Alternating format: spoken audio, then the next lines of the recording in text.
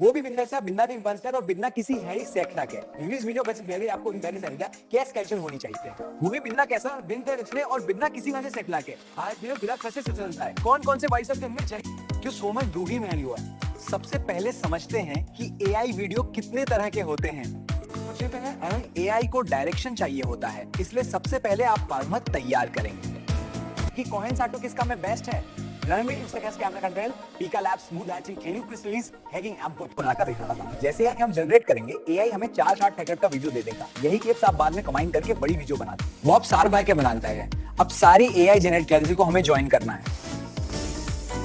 To create an impactful AI video, choose the right voiceover tools, Telegram, Scan Voice और Google Text to Speech and enhance it with music from Suno, Udio और SoundRaw। बस final export करें 1080p या 4K 24fps या 30 fps और आपका AI video तैयार है YouTube पर अपना होने के लिए। अब लोगों को पूरा समझ में आ गया होगा कि AI वीडियो एक कैसे बनते हैं। Let's start.